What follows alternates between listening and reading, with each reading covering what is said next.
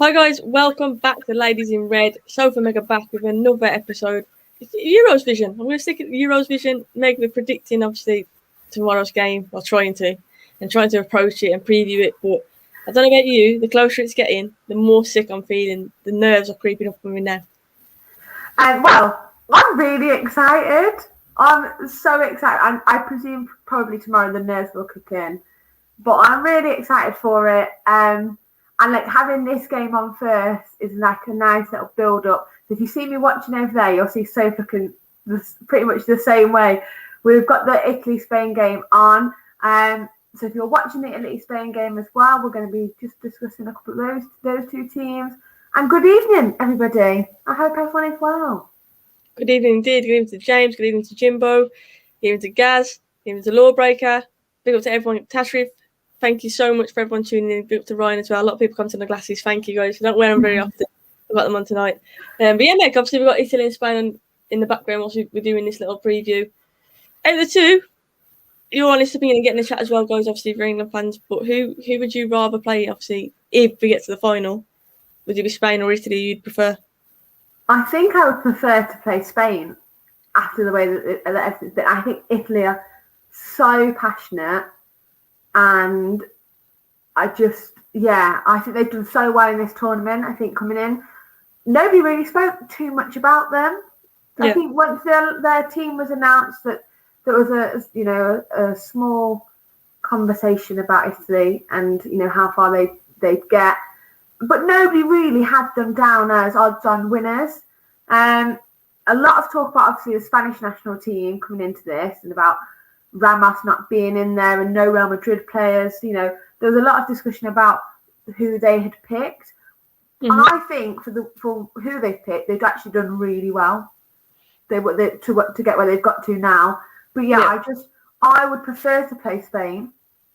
But I would love a game against Italy because I just think that would be a team that you'd like to play against.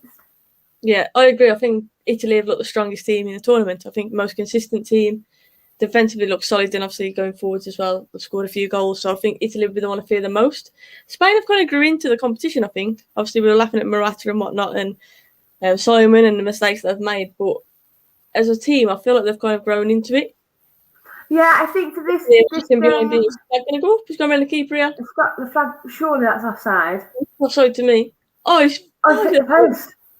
The flag's now goes up. This is still we'll never get over this. I just think for Italy, because they've lost obviously Spinazzola, I just wonder how they will kind of settle and what their team will now look like. They have just come down that left hand side, so perhaps they're fine without him. But I did think he played really well for Italy throughout this whole tournament, and that he was a dangerous threat for them. So it would just be interesting to kind of see how they play this game in particular.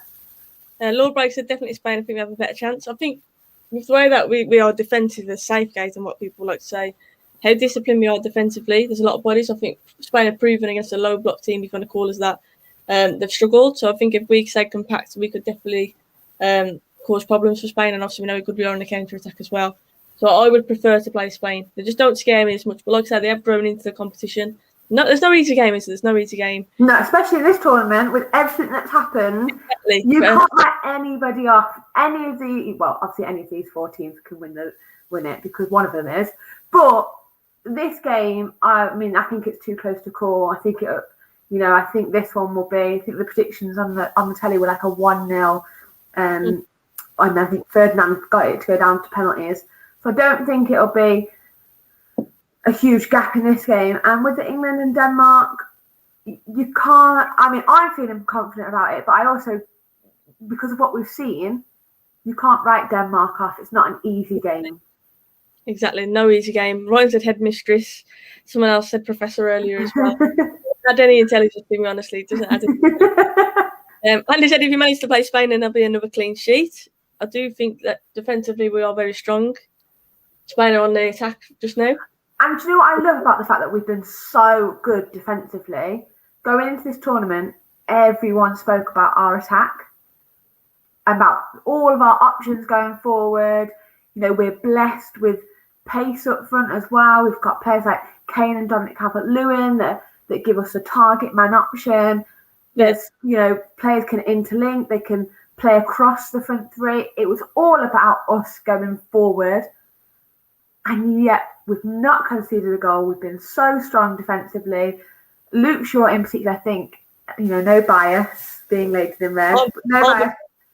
But I think he's proven up another point with the fact that it's not just for United. He's come back into this England team.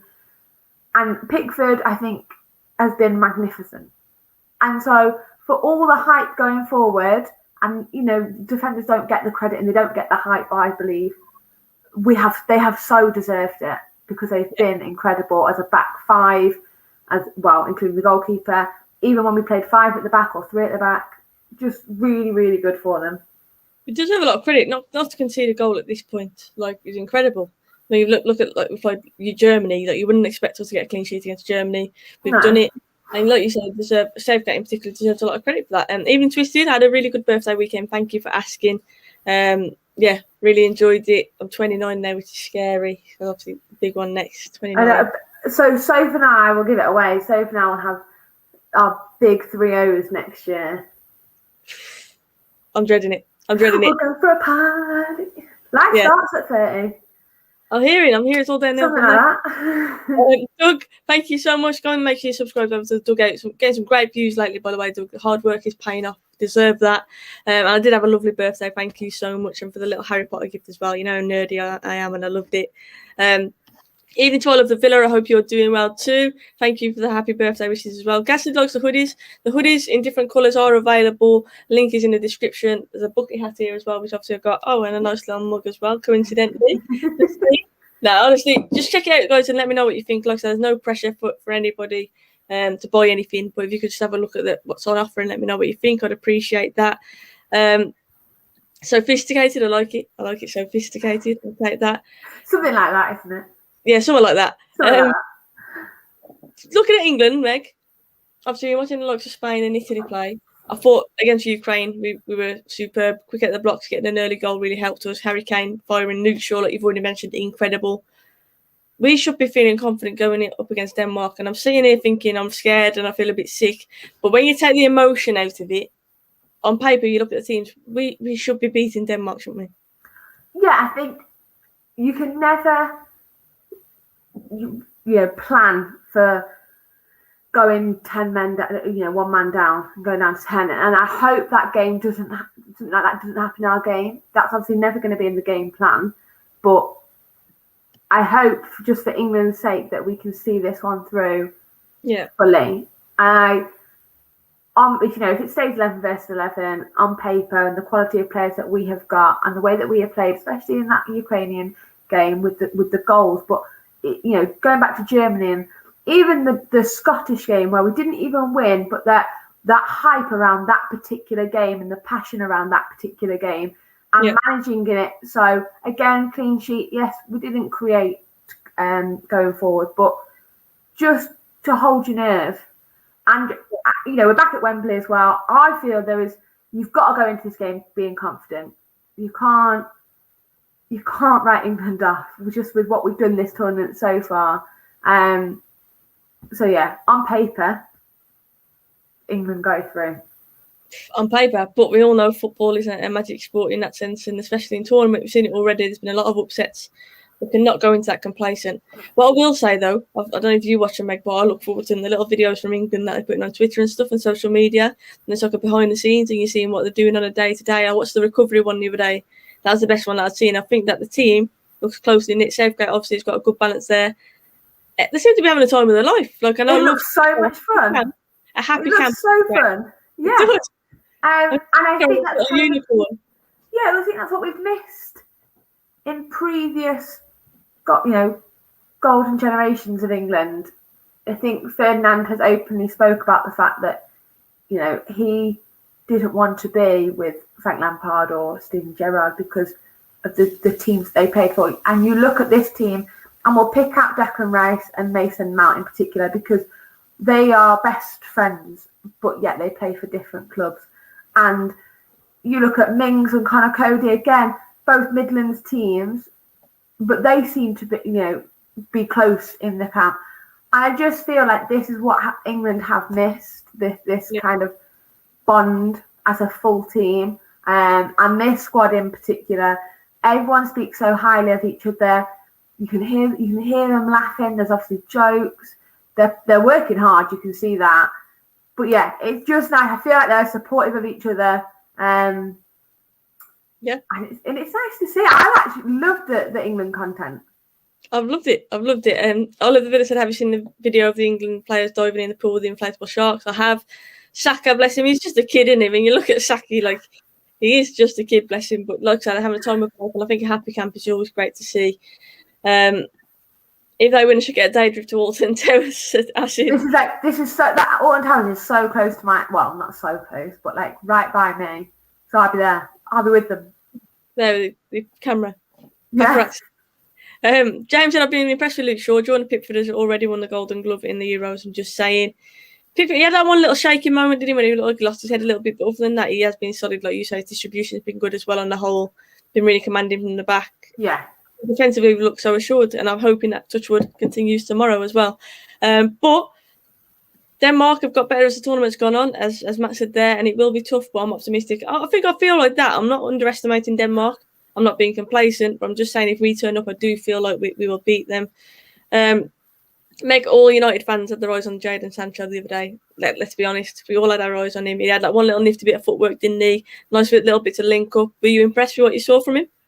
I did, and I was really glad that he got 90 minutes as well, because I think he fully deserved it. I think he's had to wait his turn, perhaps with the whole transfer looming over the top of him, that Southgate thought perhaps his attention wouldn't fully be on England, with that in the back of his mind. I know he's a professional, and Sancho will probably come out and say, I'm ready to play. But with something like that hanging over the top of you, it will always be in your mind. I think with the fact that it got sorted, we kind of know his direction now, and his future is at Manchester United, that it was nice for him to then go and express himself on the pitch. Like you said, that nifty little bit of footwork got us off our seats.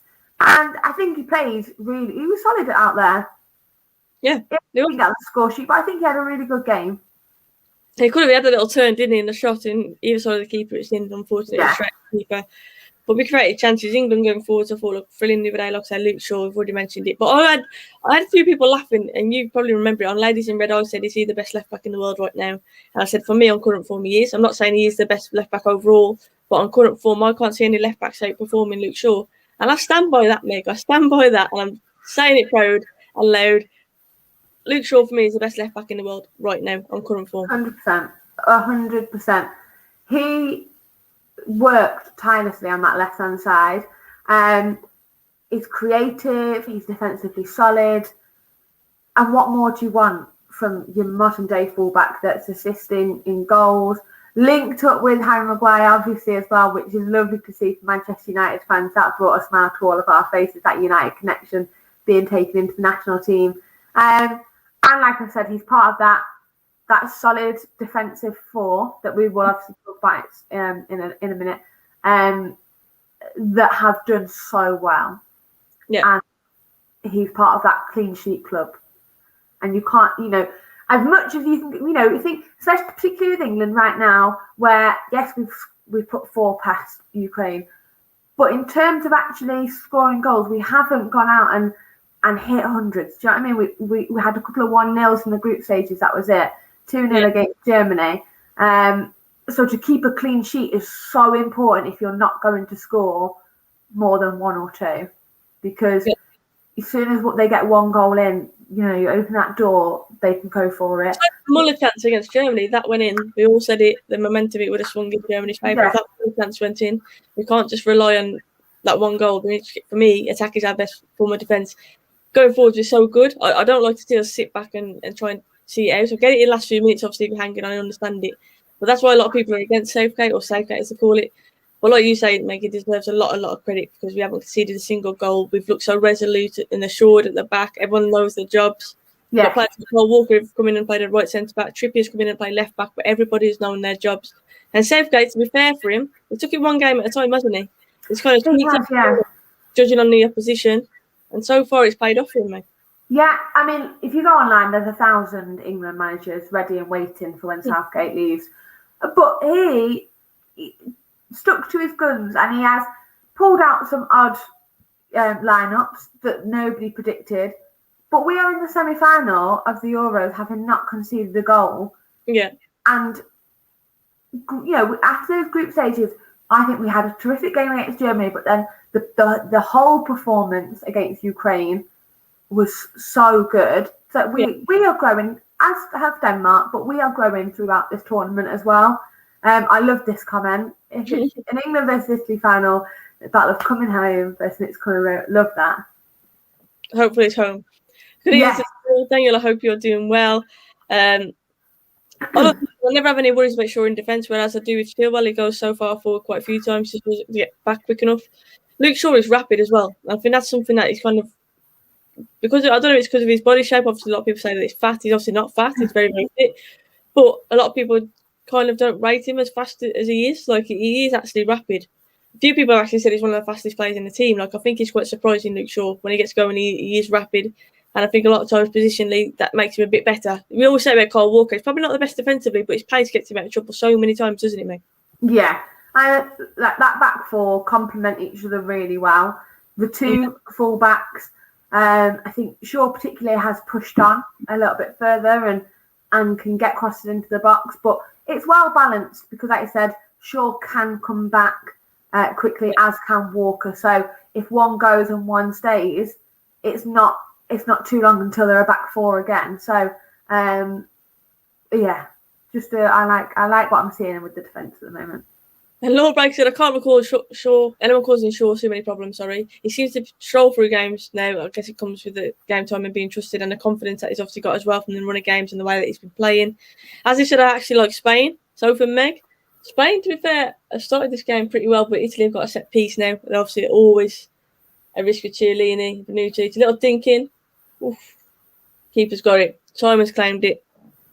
I like Southgate picking the youngsters, so do I. What we're going to do, guys, we are going to run through what we predict or what we would like the lineup to be. Let us know in the chat, obviously, yours as well. Help us out a little bit. But Meg, we'll start with the defence, obviously. I'm guessing you're going to stick with Pickford in goal. What I've got jotted down is the same as the other day. So we've got Cole Walker, Stones, Maguire, Luke Shaw on the left. If it was me, 100%. I would not change that. No, I wouldn't be making any changes to that back five. They've done so, like I said, they've done so well. They're that clean sheet club. I don't want to add too much pressure and say, come on, we want another one. But when you've got a defence that are working well together, you don't need to go and change it. Yeah. No, there's no, Maguire was on a yellow card, but that's done and dusted now. So there's no reason for me to think that should be changed. Yeah. Good evening, Static. Hope you're doing well. Thank you for tuning in. Do you think England should play a back three or a back four tomorrow? We're just having this discussion off air. Personally, I don't think we need to go with that five at the back. I would stick with a four. I think we look so good against Ukraine. I would stick with that. Would I be too disappointed at five? If it comes off, if it works for Southgate, no. But would I rather see a four? I would rather see a standard back four, like I said, the same back four that we had the other day. Yeah, that's what I would go with. And then obviously move on to the midfield, Rice and Phillips, Meg. That seems to be the given, doesn't it? Yeah, again, two players that seem to fluently work together as well, kind of have that understanding and balance of each other. Declan Rice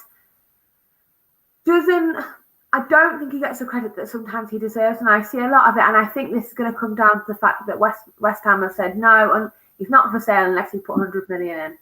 And that's not Declan Rice's fault. That's West Ham saying, well, he's about to, he is a European semi-finalist, potentially a European finalist. Yeah. But I think he does his job really well. Do you know what I mean? I mean, you're a defensive midfielder, so you will know that you're not there to shine a light on the attack, to feed them the ball. You're there to break up the play, and ultimately, when the fullbacks go forward, become part of the defence at times. Yeah. You will be able to describe it better. Positionally, obviously, you got to be in the right place, and I think what you'd say is he shields the back four, and I think that Declan Rice does that. He covers the ground really well. He always seems to be in the right place, and the thing that gets me, and we moan about Fred for doing this a lot, his tenacity in there is unmatched. His tenacity, getting the ball back for Eddie's fantastic. However, when he gets it, he gives it away. Declan Rice is a great ball player as well. And I think he just keeps it ticking over for England. He doesn't always try like an exaggerated pass or like a world of a pass. Sometimes he'll just play the 5-yard passes that gets England going. But he's such an intelligent footballer. Like you say, goes under the radar because he does a lot of the dirty work. He does a lot of the hard yards. And Phillips does, to be fair. Phillips does as well. They're both fantastic at what they do. But for me, Declan Rice on the ball, I think he's very underrated. He had that one strike, and I wish it went in for him the other day. Caught it really Great strike. And he was unlucky, but that's what he brings for me. He's very good on the ball. I do think he's very underrated, but he's just a steady player. He keeps it ticking over. And them kind of players are underrated. We saw it in Matic. How many times have seen people slating Matic, and we've said he does the dirty work. Yeah, he's a bit old now, he's getting on, he's a bit slow. But in his prime, that's what Matic did. That was his job. Shielding the back foot, getting the ball, and again, getting kicks out in the attacks with his passing. And that's what Declan Rice does. And he has got an engine as well. He's like a machine when he gets going, Declan Rice as well, by the way. You've seen it a few times for West Ham. When he gets going, that box-to-box running, like, it's hard to catch him as well. But I do think he's underrated. Do I think that the price is being quoted about him is right? No, I think it's stupid. But the market is just stupid. I was going to say, it's never going to be up to him either. And I think price tags, it's unfair on players at times. We've seen, the stick that came with Harry Maguire after what we paid for him. But, Harry Maguire didn't put that on himself. Yeah. But, his parents, that's what they wanted. So and you as a player, you can only do what you can do. But it's unfair, the price tags at times. But that's modern day football, isn't it? Yeah, exactly. As I said, the same back six. So Shaw, Maguire, Stones, Walker, Rice, and Phillips. I agree with that. We're going to get to the attacking ones in a minute. But what Asad has gone with is Grealish left, Foden centre, Sancho right, and then Kane up top. No Sterling, which is very interesting. I think Sterling will start. Very interesting. But Meg, so I'm going to go Rice, Phillips. I actually think it'll be Mount who starts in the attacking position. I think he might go with Mount. So kind of originated to the midfield of the first game. It just seems Mount, and obviously he was isolating then. I'm not saying that's what I want to see, but I've just got a feeling that Mount's going to creep back in for this one. I understand why, a lot of players, well, not a lot, but the players, there's a few names that you throw out, and I'd say, you can make a point for him and make a point for them. Obviously, with Mark not being involved in the last game, I wondered whether we would see him start this one, or whether he would be somebody that perhaps he brings on. And I wouldn't be surprised if that happened with Grealish as well, because we talked about it before when Saka started over Grealish, but then when Grealish comes on against the Germany game, that boost and that energy that he brings with him, both on the field and off it. We're going to have a packed Wembley tomorrow, and we are at home. And I just think if you've got players like that, Mount is one of the fan favourites as well, that you can bring on and just really lift Wembley and lift the players, especially if it's a very close game still, whether we're winning or drawing, or even if we're slightly behind, 1 goal down, that boost and that lift, momentum swings. I do think Grealish though, and obviously I'm not talking for him, but he seems to enjoy that role from the bench as well, that cameo where he comes on and he changes the game. Some players like it. I actually used to like it when I come on off a sub. And it's almost like you feel like responsibility, like you feel like you need to get on the ball and you need to make a difference. But it seems like Grealish thrives off that as well. Southgate seems to be using properly, even though it's frustrated and we all want to see more of Grealish because for me he's our best player. I do think he's using him effectively off the bench. Obviously he hasn't played against Ukraine, which makes me think that he could possibly be given a start for this one, and I would love to see that. Firstly, thank you, Chris, for the super chat. I really appreciate that. He said the team is starting to play well last 2 games, need to keep you up. I would say at the back tomorrow. After so many years of playing, I believe now. I love that. We've all got to start to believe. Great time to start believing, isn't it, right now? Yeah. I just hope our hopes don't get dashed tomorrow. But, I mean, if you're going to start believing at any point, now's the time. Yeah, true. Doug's gone with an interesting one. He's gone Pickford, Walker, Stones, Maguire, Shaw, Rice, Phillips, Mount. And he's gone Sterling, Saka, and then Kane centrally. So if we go, this is what I've gone for. So I've gone Rice, Phillips, and Mount. Then on the right, I've gone with Sterling. On the left, I've gone with Grealish. And then up front, I've gone with Kane. I would like to see that. Saka is not out though. What's yours, Meg? I would probably go for the back 4 with Pickford, Phillips and Rice. I would probably go for who did we play century last game? We didn't, did we? We just played for 3, didn't we? Yeah, but we had Sancho, Sterling, and who? Yeah, we had Sancho, Sterling, Kane up top, and then we had Rice, Phillips, and was it Mount? No, Mount didn't play. Who played in the middle? Yeah, we know in the chat, guys. Who was it? Who was that third player? Who played in Ukraine in the middle? Sancho, Sterling, and Had a good chance, by the way. Sorry, I got distracted with that Spain. Should have scored. They've been the better team. Okay, I would probably start Mount, and I would 100% start Sterling and Kane. Sterling, I think he's fully earned his place in that. I thought it was Mount. Did he? Yeah, I thought it was. Thanks, guys. I was right. Well, at first I thought Meg said Blair, and I thought no, it definitely wasn't him. It wasn't him. I would probably start Mount, and I'd probably go back to Foden. Yeah, he hasn't played. He hasn't played, but I do think probably either Foden or Sancho, and I would leave Grealish. Probably the only person in the land that says don't start Grealish, bring him on. Yeah, and you know what Doug said earlier, Saka on the left. I'll be happy to see that. I think when Saka's played, he's looked a bright spark as well. But I'm just hoping that not playing against Ukraine, I'm hoping that he's going to bring him on in the semi-final. Grealish, I'm hoping that he starts. Again, if it's Foden, I think that's a good thing about our squad, though, isn't it? If it's Foden playing instead of him, if it's Mount playing, if it's Sancho playing, if it's Saka playing, like I'm excited to see all of these players, and that we have got a lot of strength in depth. And like you said, we've got players who can make a difference when they come on as well. And that's why I'm not going to judge Southgate too angrily. I think if it comes off, if he does go forward at the back, if we go through keeping him a clean sheet, I think he deserves a lot of credit. Meg, for every game, he's kind of tailored his lineup to suit who he's playing against. Yeah. Denmark, I think Dahlberg is up top for Denmark, who scored quite a lot of goals. Like going forwards, they look very, very handy. To be fair, obviously the resilient team.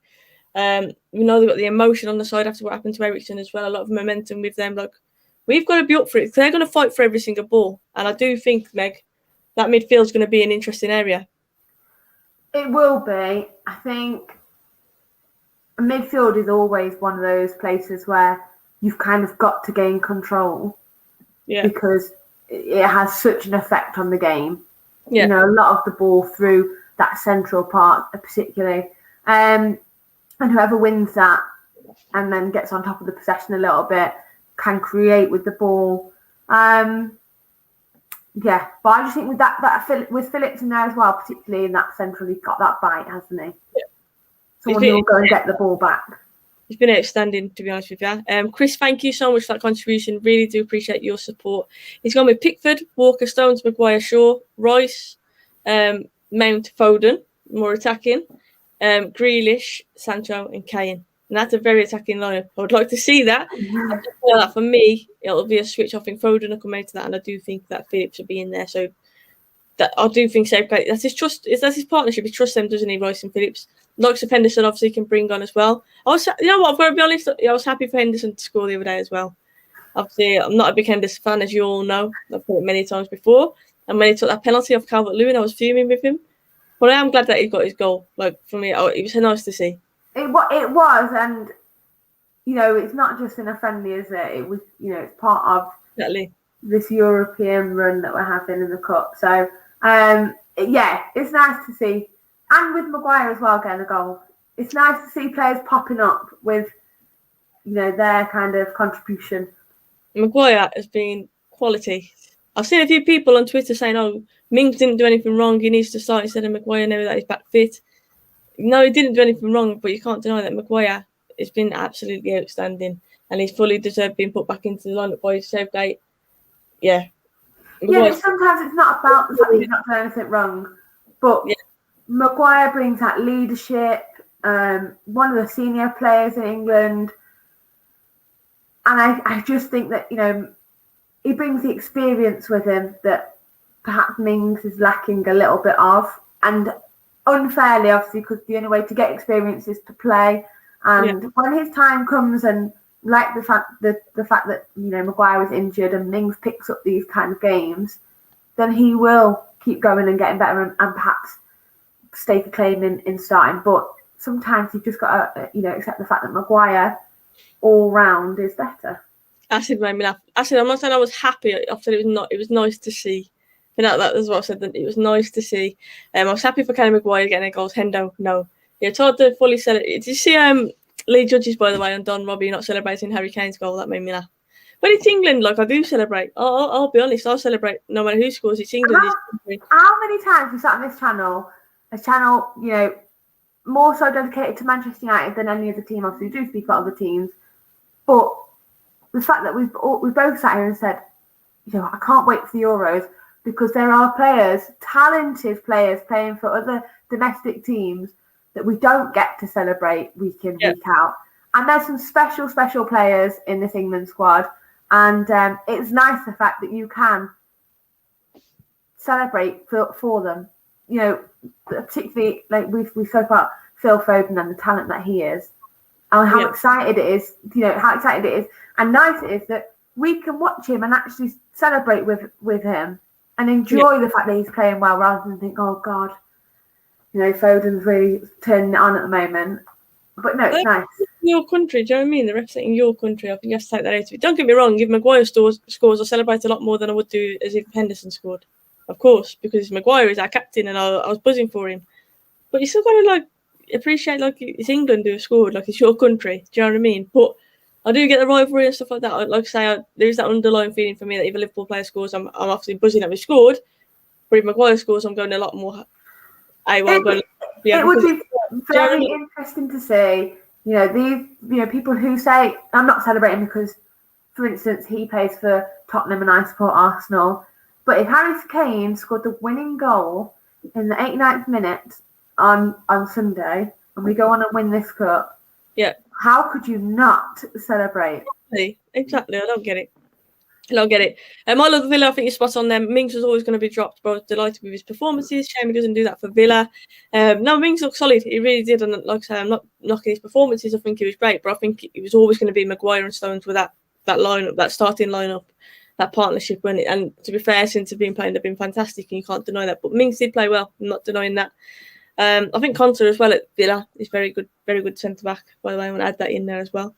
But yeah, Meg, we've gone for the lineup. Denmark have got a few threats, as already mentioned. Obviously, Eriksen has been invited to the final as well, so there's going to be a lot of emotion, a lot of passion from Denmark, as you would expect. And like I said, they're doing the country parade, they're doing Eriksen parade, aren't they? This is not going to be an easy game at all. That being said, what's your lineup? And obviously, what's your prediction, should I say? We've already done the lineup. And in the chat, guys, let us know your prediction as well. Well, so if I am confident going into this, I am going to say that England are going to win. And listen, I would, as a defender, just an English fan. No, let's not even say, talk about where I play.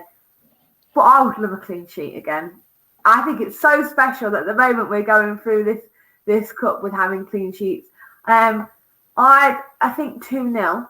And I would love to see Sterling get another goal. Yeah. Because he brings it, he turns it on at Wembley. And I'd like to see 2-0 Sterling and Grealish. I'd love to see Grealish score. I'd love it. Static said, Soph and Meg, exactly. I celebrate everyone that scores for England. I'm definitely an individualist, country first, club later.